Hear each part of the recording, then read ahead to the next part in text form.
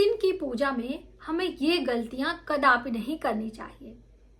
पूजा हमें कैसे करना है, सुबह की पूजा हो या फिर शाम की पूजा हो, इन गलतियों को आप ना दोहराएं।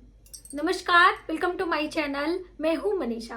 दोस्तों, अक्सर हम आपको पूजा हमें कैसे करना चाहिए, मुहूर्त में करें या किन किन सामग्रियों की आवश्यकता होती ये बताते हैं, लेकिन आज की वीडियो बिल्कुल स्पेशल है। सुबह की पूजा हो या शाम की पूजा हो, पंचोपचार विधि से पूजा कर रहे हो या फिर षोडोपचार विधि से पूजा कर रहे हो, ये गलतियां आपको कदापि नहीं करना चाहिए, वरना पूजा का फल आपको नहीं मिलेगा। तो वो कौन कौन सी गलतियां हैं जो कि हमें नहीं दोहरानी है, आइए एक एक करके हम जानते हैं। आप सुबह के समय या शाम के समय पूजा कर रहे हैं तो पूजा में दीप अवश्य जलाना चाहिए। कितनी भी सूक्ष्म पूजा हो, लेकिन बिना दीप के आपका पूजा सफल नहीं माना जाता है। अब देखिए, जब दीप की बात आती है तो बहुत सारे लोगों के मन में यह भी सवाल आता है कि हम घी के दिए जलाएं या तिल के तेल के दिए जलाएं या सरसों के तेल का दीपक प्रज्वलित करें। तो देखिए, घर की पूजा पाठ में कोई भी पूजा हो तो सरसों के तेल का दीपक हमें नहीं लगाना चाहिए। किसी विशेष मनोकामना के लिए, जैसे कि नवरात्रों के दिनों में या कभी भी आप पूजा कर रहे हैं, तो जब दो दीपक लगाने की बात आती है तब एक घी का और एक सरसों के तेल का दीपक हम लगाते हैं, वो भी विशेष कामना के लिए। वरना हर दिन की पूजा में आपको घी का, शुद्ध घी, गाय का शुद्ध घी हो तो अति उत्तम है, घी का दीपक लगाना चाहिए। घी के अभाव में तिल के तेल का भी दीपक लगा सकते हैं, उसे मीठे तेल के अंतर्गत माना जाता है, इसलिए आप उसका तेल इस्तेमाल कर सकते हैं। लेकिन सरसों का तेल तीक्ष्ण होता है और सरसों का तेल घर की पूजा में इस्तेमाल नहीं करना चाहिए। सरसों का तेल सिर्फ शनि देव की पूजा में इस्तेमाल किया जाता है, और शनि देव की पूजा हम कभी घर में भी नहीं करते हैं। शनि मंदिर जाकर दीप लगाते हैं, या फिर हम बात करें तो शमी वृक्ष, जो शमी का वृक्ष होता है, वहां पर हम लगाते हैं, या पीपल वृक्ष के नीचे घी सरसों के तेल का दीपक लगाया जाता है। बहुत सारे लोग मुख्य दरवाजे पर भी लगा सकते हैं, लेकिन वो घर के बाहर होता है, वहां पर आप दीपक लगा सकते हैं। घर के पूजा मंदिर में या हम बात करें अखंड दीपक में, आपने घी का ही इस्तेमाल करना चाहिए। ठीक है, तो ये चीजें आपको क्लियर हो गई। और आरती के लिए अलग दीपक होगा, जो हम दीपक अनुष्ठान में रखते हैं, यानी कि अखंड दीप जिसे आप कहते हैं, वो अलग होता है। हर दिन की पूजा में एक दीपक लगाया जाता है, जितनी देर हम पूजा करते हैं उतनी देर हमारा दीप लगता रहता है, फिर स्वतः ही शांत हो जाता है। आरती के लिए कपूर का इस्तेमाल करते हैं। कपूर के अभाव में हम घी का दीपक भी लगाकर आरती कर लेते हैं, लेकिन अलग से वही दीपक हमें नहीं इस्तेमाल करना चाहिए। तो मुझे उम्मीद है कि ये क्लियर हो गया होगा दीपक के बारे में, जो भी आपके मन में सवाल थे, और ये गलतियां आपको नहीं करनी है। अब बारी आती है भोग की, क्योंकि बिना भोग के भी हमारा पूजा सफल नहीं होता है। सुबह भी भोग लगाना चाहिए, शाम को भी भोग लगाना चाहिए।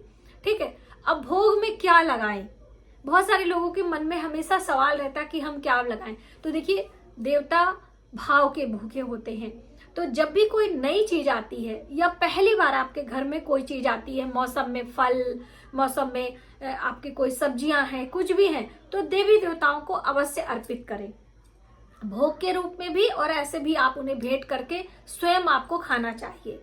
ठीक है, तो उसी तरह से भोग में मिष्ठान यानी मीठे चीजों का ही भोग लगाएं। नमक के चीजों का भोग तीज त्योहार पे जब हम पूरा व्यंजन अपने घर में रसोई में शुद्ध सात्विक बनाते हैं तभी लगाते हैं, ऐसे भोग नमक का नहीं लगाते। स्पेशली देवियों की पूजा में नमक का भोग नहीं लगाया जाता। जो नवरात्रों में हम काले चने बनाते हैं उसमें भी नमक नहीं डालते हैं। हलवा पूरी या खीर पूरी या मीठी पूरी का भोग लगाया जाता है।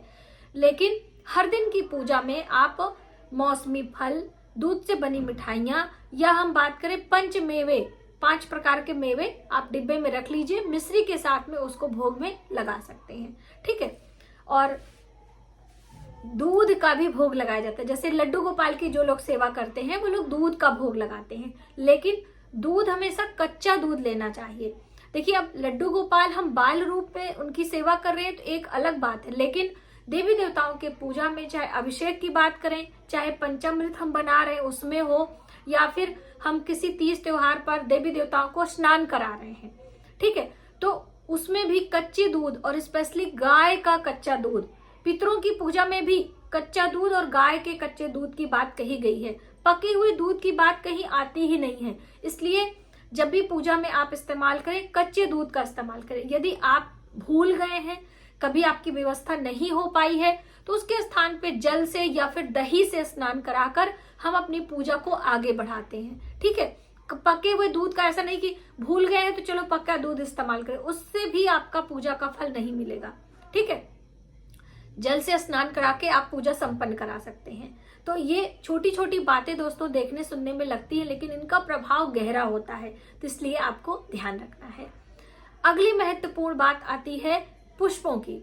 देखिए, पुष्पों से साज श्रृंगार होता है, पुष्पों से मंदिरों की सजावट होती है, देवी देवताओं के चरणों में हम पुष्प चढ़ाते हैं, देवी देवताओं में हम माला यानी हार के रूप में देवी देवताओं को हम पुष्प भेंट करते हैं।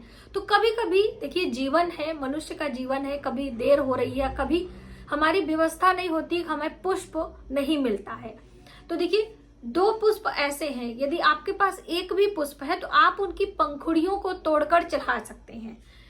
ठीक है, अगर पुष्प नहीं भी मिलता है तो पुष्प के अभाव में भी पूजा किया जा सकता है।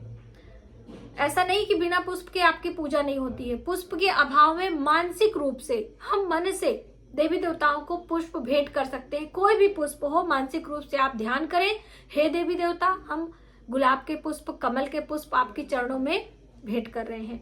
और यदि आपके पास एक पुष्प है और आपके पास कई देवी देवता हैं, जैसे पंच देवी देवताओं के पूजन की बात है ना गृहस्थ मनुष्यों को, तो आप उनकी पंखुड़ियों को भी चढ़ा सकते हैं। लेकिन सभी पुष्पों की पंखुड़ियां नहीं चढ़ती हैं।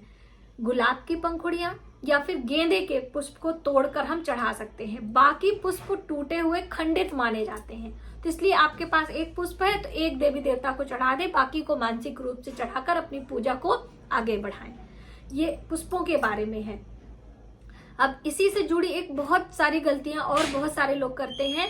तुलसी पत्र, जैसे कि तुलसी पत्र भोग में लगाया जाता है ना। तो अब भगवान विष्णु की जब हम पूजा करते हैं तो बिना तुलसी पत्र को उनका भोग स्वीकार नहीं होता है। तो उनकी पूजा में, या फिर भगवान विष्णु के अलग अलग स्वरूप भी हैं, भगवान श्री कृष्ण की पूजा या भगवान श्री रामचंद्र जी की पूजा हम करते हैं, हनुमान जी की पूजा करते हैं। तो इन सब देवताओं की पूजा में जब हम भोग लगाते हैं तो भोग के साथ तुलसी पत्र भी रखना आवश्यक होता है। तो आप तुलसी पत्र सिर्फ इन्हीं देवताओं को अर्पित करें, अन्य देवी देवताओं को अर्पित करने की आवश्यकता नहीं है। जैसे अभी मेरे पास वसंत पंचमी के पर्व पर एक प्रश्न आया था कि देवी को, माता सरस्वती को तुलसी पत्र, तो माता दुर्गा, माता सरस्वती या माता लक्ष्मी की पूजा में, या हम बात करें गणेश भगवान की या भगवान शिव या माता पार्वती, इन किसी भी देवी देवताओं के पूजा में तुलसी पत्र हमें नहीं अर्पित करना होता है। ठीक है, तो इस चीज का भी हमें ध्यान रखना है। और दूर्वा, जैसे कि भगवान गणेश की पूजा में दूर्वा चढ़ाने की बात है, उनको प्रिय भी है।